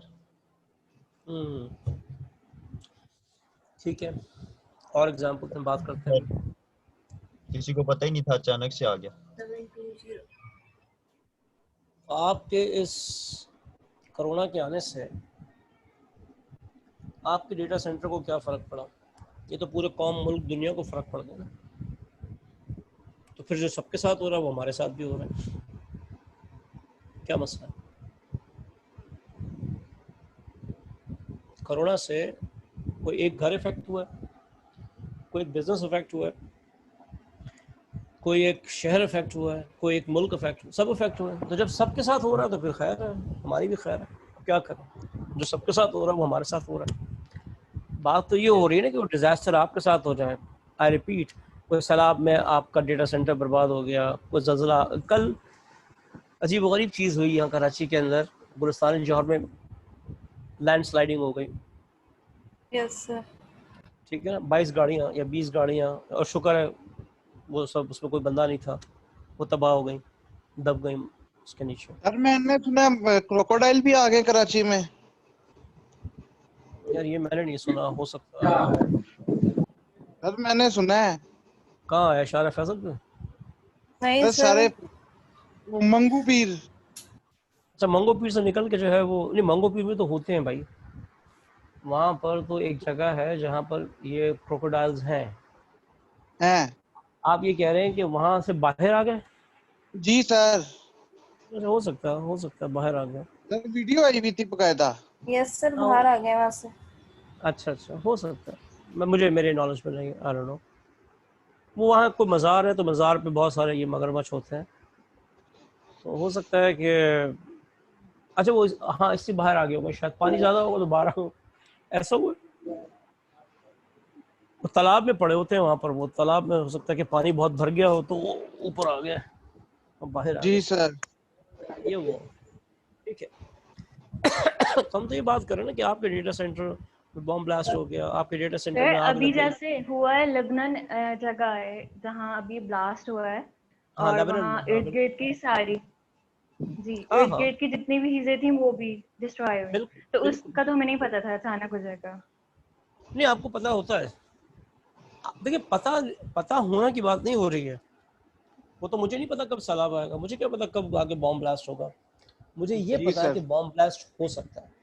मुझे ये पता है कि कोई आके यहाँ पर डेटा सेंटर को में लोगों को हॉस्टेज बना सकते हैं। मुझे ये पता है कि यहाँ पर पानी से सिस्टम बर्बाद हो सकता है। मुझे ये पता है कि यहाँ आग लग सकती है। ठीक है ना, ये पता है मुझे, या नहीं पता? सर इन सबसे तो नुकसान ही होगा ना, तो ये पता होना चाहिए। हाँ ये है। अब कब होगा ये मुझे नहीं पता, इसीलिए तो हम तैयार कर रहे हैं, इसीलिए तो हम सब चीज़ों की तैयारी कर रहे हैं कि सलाब आ जाए, ज़लज़ला आ जाए, जो मर्जी हो जाए, हम पहले से तैयार हों। जी बात समझ आई? Yes sir. चलें, तो अब आपके पास यहाँ पर तकरीबन 17 टीमें आपने देखनी है। अब आप कहेंगे जी 17 टीमें, यस सर। ये 17 टीमें जो हैं कहाँ होंगी? बड़े दायरे में होंगी, ठीक है, छोटे दायरे में इतनी टीम्स नहीं होंगी। और फिर अभी हम ये भी देखेंगे पूरी टीम्स को कवर करने के बाद कि बाज़ का यहाँ तो हमने हर चीज़ के लिए अलग टीम बनाई है, बाज़ का ऐसा भी हो सकता है कि एक टीम को अब 2-3 काम दे दें। Yes no? Yes sir. तो 17 के बजाय कम टीम्स हो जाएंगी, लेकिन फिलहाल मैं आपको सारी टीम्स दिखा रहा हूँ और बाद में हम देख लेंगे कि इनको कैसे कम किया जा सकता है। चलें, एक होती है इमरजेंसी एक्शन टीम। तो आपके पास इदारे में एक इमरजेंसी एक्शन टीम होगी। ये फर्स्ट रिस्पॉन्डर्स होते हैं, यानी कोई भी डिजास्टर होगा तो सबसे पहले आप इन्हें बताएंगे, और इनका काम होता है बेसिकली इवैक्यूएशन। अभी मैं आपसे कह चुका हूँ कि आपने सबसे पहले अपने बंदे निकालने होते हैं, सबसे अहम चीज़ बंदे हैं। ठीक है, अंदर करोड़ों डॉलर का सिस्टम है और डेटा है, लेकिन पहले बंदे, ठीक है जी। तो फर्स्ट रिस्पॉन्स टीम है, फर्स्ट रिस्पॉन्डर्स हैं, ठीक। फिर आपके पास जो है वो होती है डैमेज असेसमेंट टीम। अच्छा, अब क्या करते हैं ये टीम आती है और देखती है कितना डैमेज हुआ है, hardware, software, data, building, network, ठीक। और फिर उसकी बेसिस पे वो एस्टिमेट करते हैं कि हमारा कितना टाइम और पैसा लगेगा। जी बात समझ आती है रिकवरी में? Yes sir. अब देखिए ये भी हो सकता है, ये भी हो सकता है ना कि ये दोनों काम एक ही टीम कर ले, जैसे पॉसिबिलिटी पहले उन्होंने इवैक्यूएशन किया, बाद में असेसमेंट कर लिया, ठीक है। Yes no? Yes sir. लेकिन अगर बहुत बड़ा इदारा है तो अलग अलग टीम्स आपके पास हो सकती है।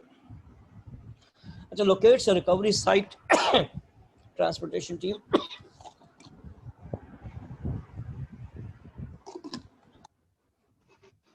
सर जी सर नोट सेंड कर देंगे?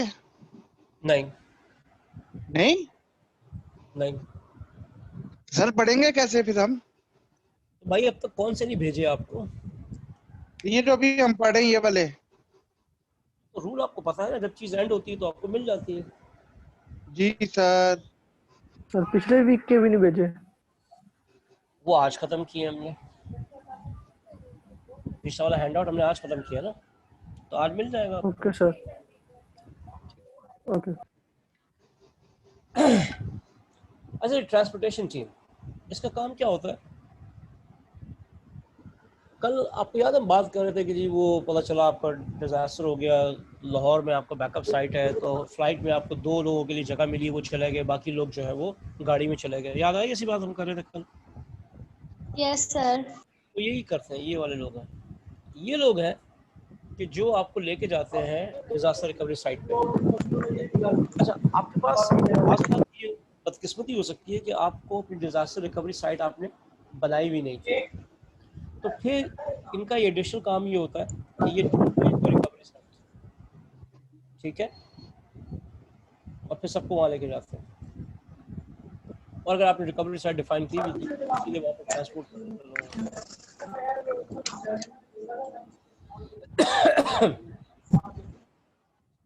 अच्छा जी, इमरजेंसी ऑपरेशंस टीम।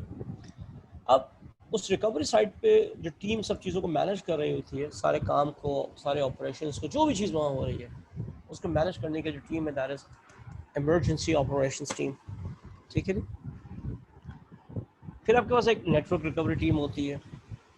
उसका काम होता है कि वो जितनी भी आपके पास वॉइस ट्रैफिक है, आवाज़ है, फैक्स है, डेटा ट्रैफिक है, उनको सेट करें, नेटवर्क को रिकवर करें। फिर आपके पास एक कम्युनिकेशन टीम होती है जो क्या करेगी कि यूज़र को जो नेटवर्क की फैसिलिटीज़ चाहिए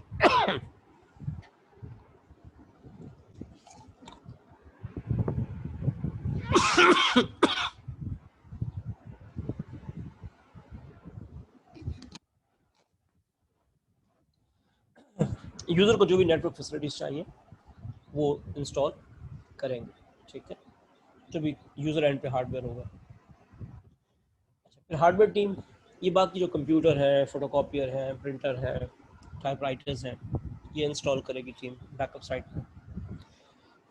of site storage team, of site storage team क्या करेगी, आपका बैकअप रखा हुआ था किसी बैंक के लॉकर में ये लोग वहाँ जाएंगे, बैंक के लॉकर से आपका डेटा लेंगे,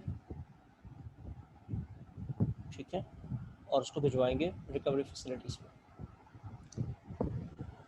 सॉफ्टवेयर टीम क्या करती है जी, वो सॉफ्टवेयर को इंस्टॉल करेगी, ठीक है, ऑपरेटिंग सिस्टम को इंस्टॉल करेगी। एप्लीकेशन टीम क्या करेगी, वो जो आपकी एप्लीकेशंस है अकाउंटिंग की, मार्केटिंग की, फाइनेंस की, उनको इंस्टॉल करेगी, ठीक है जी। Easy? Yes sir. Yes sir. अच्छा जी, data preparation and records team, ये जो अब डेटा आपके पास आ गया है,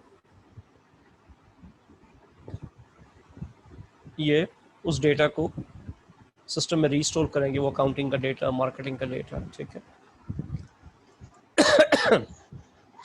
सिक्योरिटी टीम जो है वो क्या करेगी, वो तमाम आपकी जो सिस्टम की कम्युनिकेशन लाइंस की सिक्योरिटी है उसको इंश्योर करेगी।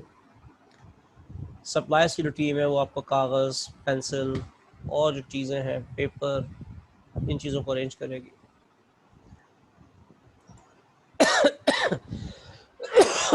सैल्वेज टीम क्या करती है जी, सैल्वेज टीम आपकी पूरी की पूरी जो रीलोकेशन होती है ना, अच्छा पहले सर रीलोकेशन टीम देख रहे हैं। रीलोकेशन टीम क्या करती है जी, कि जब आप रिकवरी साइट पे चले गए थे, रिकवरी साइट पे चले गए थे, लेकिन अब आपकी जो एक्चुअल डेटा सेंटर था, जो मेन साइट थी, वो तो बिल्ड हो रही होगी ना, यस नो, 2-4 महीनों में वापस बिल्ड हो जाएगी, ये बात समझ आती है जी? Yes sir. ये पता चला कि उसकी जगह आपने कहा नहीं हम कोई और जगह बना लेते हैं, तो बाहर जो आपकी मेन साइट दोबारा बन गई है वहाँ पर वापस ले जाना जिम्मेदारी है किसकी, रीलोकेशन टीम की, ठीक है। और ये अब जो सैल्वेज टीम होती है वो ज़ाहिर है कि ओवरऑल सब चीज़ों को देख रही होती है कि डेटा सेंटर आपको वहाँ बन रहा है, रिकवर हो रहा है, ठीक है। सैल्वेज टीम पूरे की पूरी रीलोकेशन हैंडल करती है। एडमिनिस्ट्रेटिव टीम जो है एक तरह से मैसेज सेंटर के तौर पे होती है। फॉर एग्जांपल पिछले 15 दिन से आप घर पे भी नहीं गए, तो आपके घर से मैसेजेस आ रहे हैं, तो ये आपके पास एक टीम है जो सारे के सारे मैसेजेस को हैंडल करती है, ऑफिशियल पर्सनल मैसेजेस को, और लोगों को कनेक्ट करती है। और इन सब टीमों के ऊपर जो एक टीम होती है, that is emergency management team, जो सब टीम्स को देख रही होती है। तो ये हो गई आपके पास कुल 17 टीम्स, ठीक है। लेकिन जैसे मैंने आपसे कहा कि देयर इज अ पॉसिबिलिटी कि एक टीम को हम एक से ज़्यादा काम दे सकते हैं। जी everyone, yes sir. Yes sir. Good. अब फिर आपने क्या करना है, प्लान को इम्प्लीमेंट करना है। जो भी डिटेल्स आपने बना ली उस प्लान को इम्प्लीमेंट कर लें ताकि आपके लिए आपकी तैयारी पूरी हो जाए। किसी भी आप बॉम्ब ब्लास्ट, किसी भी आप चीज़ के लिए, network attack, virus attack, hacker attack, सब के लिए आप तैयार हो गए।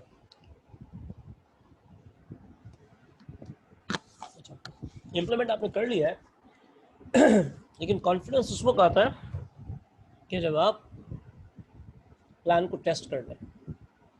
तो प्लान को टेस्ट करना पड़ता है आपको। कैसे टेस्ट करेंगे?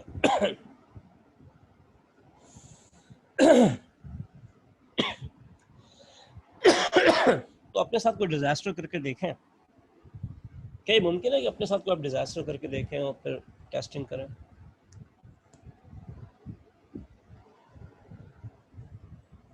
Yes no?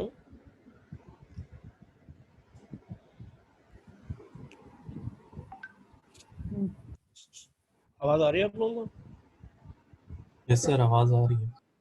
मैंने पूछा कि भाई ये मुमकिन है कि अपने साथ डिजास्टर करें और चेक करें?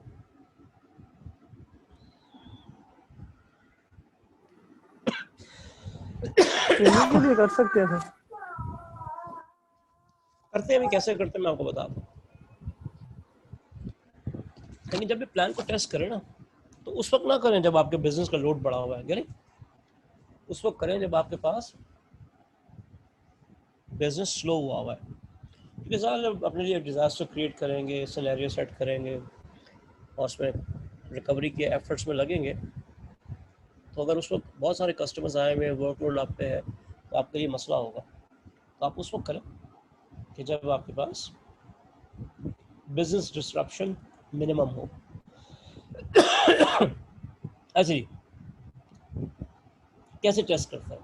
3 किस्म के टेस्ट होते हैं। एक होता है paper test. For example paper test कैसे कर सकते हैं आप? अगर आपने एक पिकनिक का प्रोग्राम बनाया, किसी ने आपको लिख के दिया है कि हम इतने बजे निकलेंगे और इतने बजे वहाँ पहुँचेंगे और इतने बजे ब्रेकफास्ट करेंगे और ये सब, क्या आप उस प्लान को पढ़कर ये कह सकते हैं कि पिकनिक का प्लान सही है या गड़बड़ है?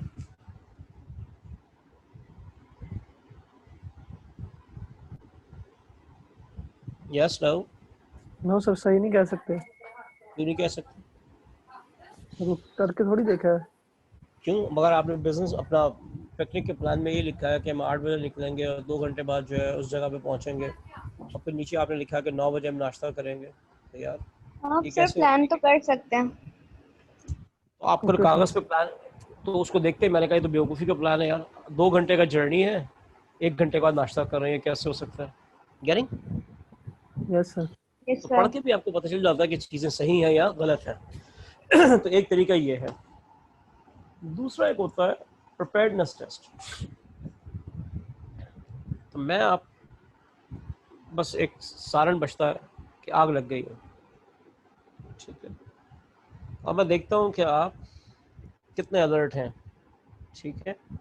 हम पूरा एग्जीक्यूट नहीं करते, 2-4 मिनट के अंदर हमने अंदाज़ा लगा लिया कि हाँ भाई लोग तैयार हैं कि अगर ऐसे कोई सिचुएशन हो जाती है क्या करना है, उन्हें पता है, वो तैयार है।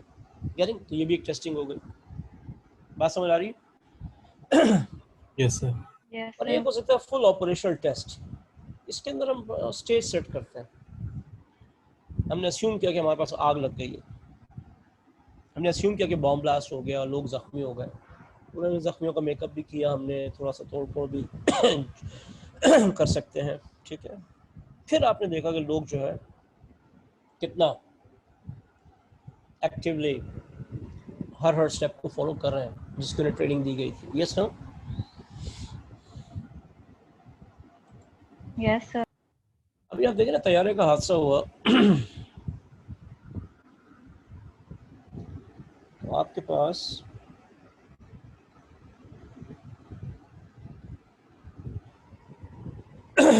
बैरल लैंडिंग होती है, क्रैश लैंडिंग होती है under ICAO, international civil aviation organization. उनकी रिक्वायरमेंट है कि हर 2 साल में हर इंटरनेशनल एयरपोर्ट पे एक क्रैश लैंडिंग की एक्सरसाइज होनी चाहिए। तो क्या इसका मतलब ये है कि वो लोग जहाज को लाके क्रैश करते हैं? नहीं, वो अस्यूम करते हैं कि जहाज क्रैश कर गया, जहाज खड़ा हुआ है, क्रैश किया हुआ है, लोग जख्मी है, मेकअप शेकअप करते हैं वो लोगों का, ठीक है, और फिर रेस्क्यू ऑपरेशन और ये सारी स्टार्ट होता है। उसके अंदर आपकी फायर ब्रिगेड, एम्बुलेंसेज, ये ED को इन्वॉल्व करते हैं, एयर एम्बुलेंस में इन्वॉल्व करते हैं कराची में। तो ये आपके पास एक टेस्टिंग होती है, फुल ऑपरेशन टेस्टिंग, ठीक। अच्छा, जब आप टेस्ट एक्सिक्यूट करते हैं तो 3 फेजेस में एक्सिक्यूट होता है। और बड़ी आसान सी बात है, एक प्री टेस्ट है, टेस्ट से पहले, एक पोस्ट टेस्ट है, टेस्ट के बाद, और एक टेस्ट है। तो प्री टेस्ट में आपने सारी की सारी सेटिंग करनी है, जो मैंने अभी आपसे कहा कि स्टेज सेट करना है कि जी बॉम्ब ब्लास्ट हो गया है, जहाज क्रैश कर गया है। फिर आप एक्चुअल स्टेप्स को फॉलो करते हैं कि जी यार ठीक है, फायर ब्रिगेड ने क्या करना है, लोगों ने क्या करना है, हार्डवेयर वालों ने क्या करना है, सॉफ्टवेयर वालों ने क्या करना है, ठीक। और फिर आपका पोस्ट टेस्ट होता है जिसमें आप चीज़ों को क्लीन अप करते हैं, सफाइयाँ करते हैं। और आपके जो ऑडिटर होता है वो सारी की सारी चीज़ें नोट कर रहा होता है, डॉक्यूमेंटेशन ऑफ रिजल्ट्स। वो ऑब्जर्व करता है कि जी लोगों ने सही काम किया, किसने सही काम किया, किसने सही काम नहीं किया, ठीक है। और ये डॉक्यूमेंटेशन की बेसिस पे फिर हम एनालाइज करते हैं कि हमारा डिजास्टर रिकवरी प्लान अच्छा है या अच्छा नहीं है।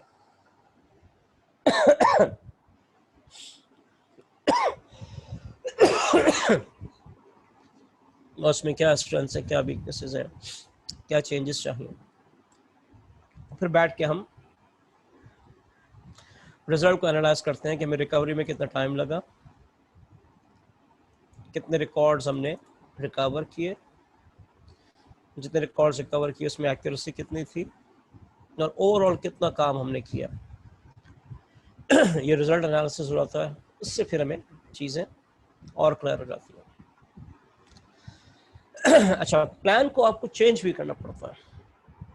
अगर आप प्लान को चेंज नहीं करेंगे, फॉर एग्जांपल WTC बिल्डिंग में जहाज लगा, उससे पहले तक हमारे डिजास्टर रिकवरी प्लान्स में चीज़ थी नहीं, हमने सोचा ही नहीं था कि यार जहाज भी लग सकता है आके। Yes no?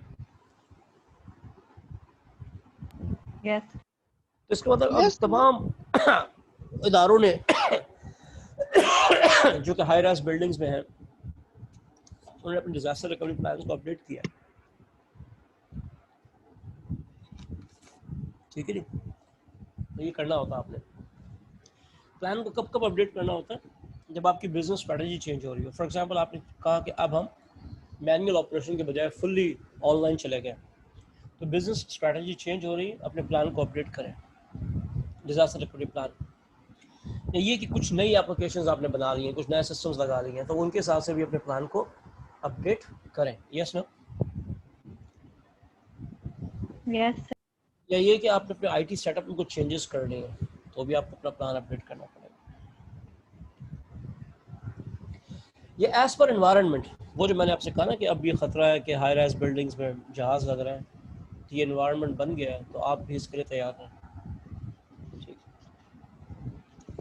या कोई हादसा हो जाए आपके साथ या किसी और के साथ, तो उस हादसे से सीखें, और अगर आपके पास इसका मैकेनिज्म नहीं था तो इस हादसे की भी तैयारी करें।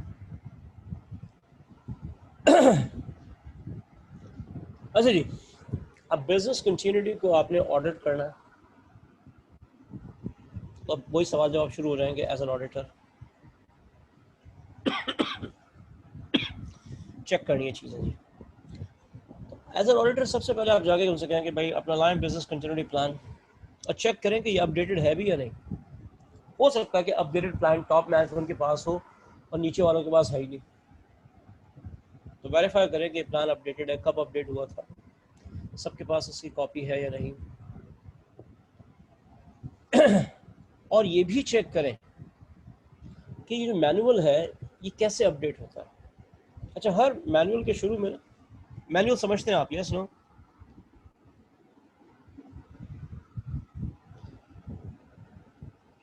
Yes sir. हर मैनुअल के शुरू में ये दिया हुआ होता है कि इस मैनुअल को अपडेट करने का तरीका क्या है। ठीक है, तो चेक करें क्योंकि देखिए हर एक के पास ये राइट नहीं होना चाहिए कि वो मैनुअल अपडेट कर ले। उसका पूरा तरीका होता है कि अगर कोई चेंज आ रही है आपके प्लान में तो मैनुअल को अपडेट करने का तरीका, तो चेक करें वो तरीका क्या है और वो फॉलो होता है या नहीं। अच्छा, इसके अलावा ये भी देखें कि जी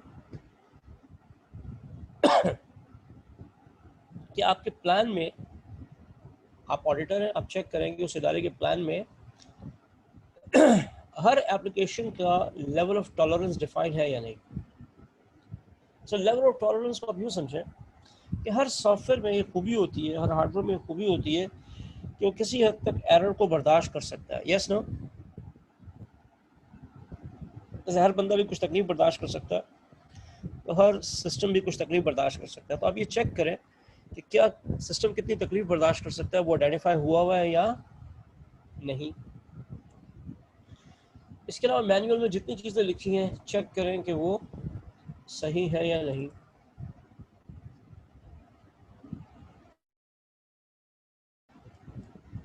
इसके अलावा अपनी क्रिटिकल एप्लीकेशन को किस तरह से रिकवर करेंगे उसका तरीका मैनुअल में लिखा हुआ है, उसे चेक करें। ये बड़ा इंटरेस्टिंग पॉइंट है और ये हमने बड़ी बेवकूफ़ी देखी है प्रैक्टिकली। देखिए आपकी दो साइट्स हैं, एक मेन साइट है और एक आपकी रिकवरी साइट है।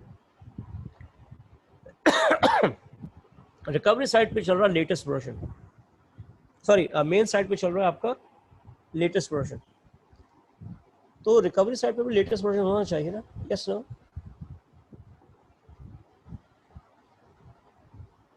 सॉफ्टवेयर का लेटेस्ट वर्जन वहां पर भी होना चाहिए। Yes no? Yes sir. Yes sir. बहुत जगहों पे ऐसा नहीं Yes. था, जब हमने चेक किया तो ऐसा नहीं था। ठीक है, ये भी चेक करें आप। अच्छा, इसके अलावा एक और ये भी बड़ा इंटरेस्टिंग चीज़ है और ये भी इग्नोर हुई हुई है। चेक करें जो आपकी मेन साइट है और बैकअप साइट है उसके कॉमन रिस्क क्या है। आप याद करें मैंने एक दफ़ा आपसे जिक्र किया था कि आपका जो बैकअप साइट है वो 50 मील दूर होनी चाहिए, क्योंकि अगर वो पता चला कि 1-1.5-2 मील के फासले पर है बैकअप साइट तो कॉमन रिस्क है ना। क्या रिस्क है? जल्जला आएगा तो जल्जला कोई 1 मीटर के एरिया में थोड़ी आता है, तो बड़े इलाके में आता है। Yes no? Yes sir. Yes sir. ये कॉमन रिस्क है, तो इन चीज़ों को आइडेंटिफाई करें। ये भी नहीं होता, ये भी हमने बड़ा ऑब्जेक्शंस लगाया। इसके अलावा सब लोगों की लिस्टें चेक करें।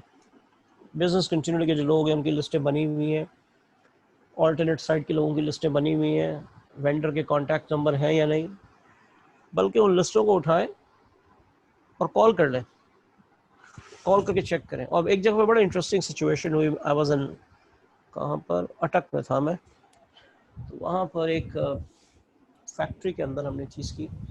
मैंने उस बंदे को कॉल किया, उन्होंने मुझे कहा ये बंदा है, उसको कॉल किया, उसने फ़ोन ही नहीं उठाया। तो आधे घंटे बाद उसका फ़ोन आया, ये एनी सेट के जी सर मैंने रात को नाइट शिफ्ट की थी तो मैं सो रहा था। तो अब आप देखें बंदे जो हैं उनसे आप कॉन्टैक्ट करें तो बाज़ औक़ात बंदे अवेलेबल नहीं होते, सो रहे होते हैं, फ़ोन दूर रखा होता है, तो ये भी चीज़ें ख़तरनाक हैं। अच्छा, इसके अलावा लोगों को इंटरव्यू करके पूछें कि भाई ये बताओ तुम्हारी क्या रिस्पॉन्सिबिलिटी है, जब डिज़ास्टर होगा तो क्या रिस्पॉन्सिबिलिटी है, तो आपको बताएगा जी, उससे आपको अंदाज़ा हो जाएगा लोग ट्रेंड है या नहीं। इसके अलावा एक और चीज़ देखें कि जितनी रिकवरी टीम्स हैं उनके पास उनके प्रोसीजर्स उनको लिख कर दिए गए हैं या नहीं।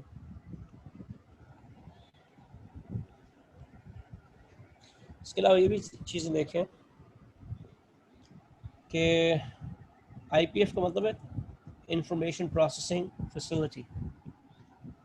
उसके लिए जो भी चीज़ें आपको चाहिए, फॉर एग्जांपल डेटा चाहिए तो वो जितनी चीज़ें आपको चाहिए स्पेशल डेटा, वो आपने किसी ऑफ साइट स्टोरेज पे रखा होना चाहिए, दूर रखा होना चाहिए, ठीक है, दूर रखा होना चाहिए ताकि वहाँ से लेकर आपकी एक्चुअल साइट बर्बाद हो गई है, आप जाएं वहाँ से डेटा उठाएं और अपने ऑफ साइट पे जाएं, डेटा उठाएं और अपनी बैकअप साइट पे आ जाएं। इसके अलावा इंश्योरेंस कवर को चेक करें आप कि इंश्योरेंस कॉम्प्रिहेंसिव इंश्योरेंस है या कॉल करना उसके घर की तरफ जा, मैं आ रहा हूँ बस, लैपटॉप बंद करके थोड़ी देर तक 5 मिनट तक।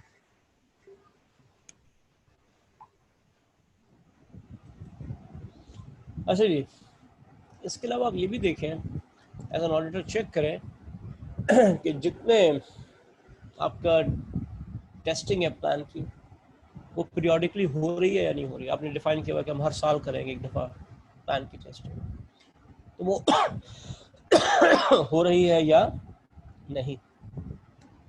जी, बात समझ आती है? Yes sir. अच्छा जी, अब हम देख लेते हैं डिफरेंस क्या है डिजास्टर रिकवरी प्लान में और बीसीपी में। तो पहला डिफरेंस आप ये याद रखें कि जो डिजास्टर रिकवरी प्लान है ना, वो आईटी फोकस्ड होता है, उसका फोकस होता है recovery of IT. Yes, IT setup. Everyone? Yes sir. और बिजनेस कंटिन्यूटी प्लान वो सारे पूरे बिजनेस का होता है, नाम याद रखें, बिजनेस कंटिन्यूटी, वो पूरे बिजनेस का होता है। Yes no? Yes sir. ठीक है, और यहाँ पर हमने इसको वाज़ेह कर दिया कि जो ऊपर आपने बिजनेस इम्पैक्ट एनालिसिस के 5 स्टेप्स पढ़े ना, जी सर।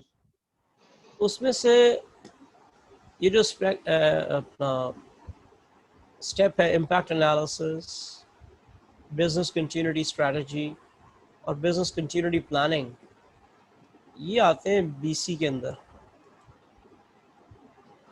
और डिजास्टर रिकवरी में आते हैं कि इंसिडेंट रिस्पांस, कि जो हादसा हो गया उसको हैंडल करना, इमरजेंसी को हैंडल करना, डैमेज असेसमेंट करना, इवैक्यूएशन करना, ये आते हैं डिजास्टर रिकवरी में। ठीक है, अब नोट करें ये कुछ आईटी फोकस है और ये फोकस करें, ये देखें ये कुछ ओवरऑल बिजनेस फोकस है। जी, बात समझ आती है? Yes sir.